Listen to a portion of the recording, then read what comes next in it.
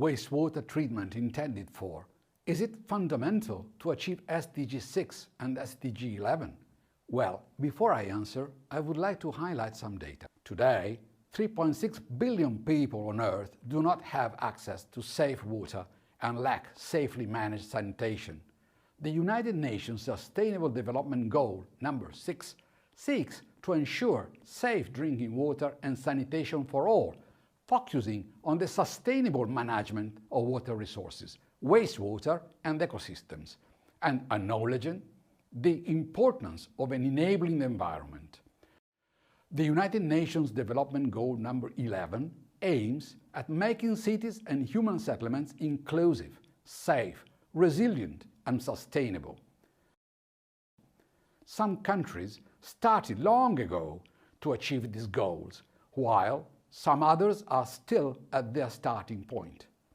But when these issues became evident as a real need in order to ensure public health, the outbreak of waterborne diseases in large cities saw a turnpoint in 1854, when Dr. John Snow demonstrated that contaminated water of the hand pump located in Broad Street in London was the source of the cholera epidemics.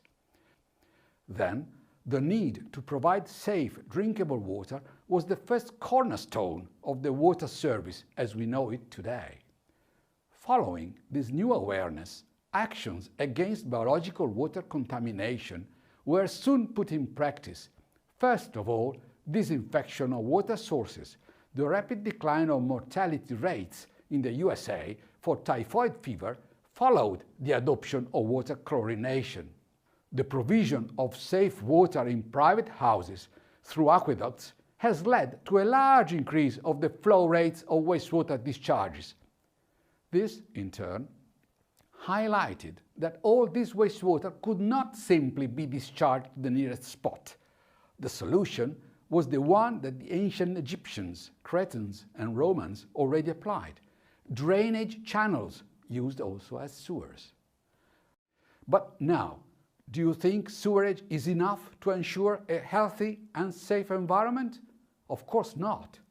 When wastewater is discharged untreated into streams, rivers, lakes, and the sea, the self-depuration capacity of these water bodies is no longer enough to keep an acceptable water quality. After sewers have been built, pollution of natural water bodies became a severe problem, endangering the aquatic ecosystem and impairing the usage of water. Public authorities became aware that wastewater needs to be treated to discharge a much lower pollution load. As an example, let's take a closer look at the Nozedo wastewater treatment plant in Nozedo, Milan.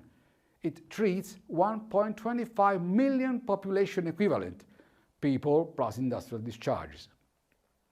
After proper treatment, water is sent to a humid area or wetland for landscaping and recreational purposes. It also feeds a stream that provides water to agricultural fields for irrigation of crops. As a result, today, a well-organized water service looks like this. Water is treated to become safe for drinking. Then it is conveyed to the users in pipelines. After use, the wastewater is collected in sewers ending in treatment plants. After proper treatment, it is discharged to a receiving water body. The byproducts of treatment processes, screenings, sandy sediments, oily matter, and above all sludge, must be handled, treated, and disposed of in proper ways without causing harm to human health and the environment. Do you think we are now done? Unfortunately not. Up to November 2021, in the European Union, on average, 76% of the total wastewater discharged from domestic, commercial, and industrial sources complies with the quality standard for effluent as stated in the Urban Wastewater Treatment Directive.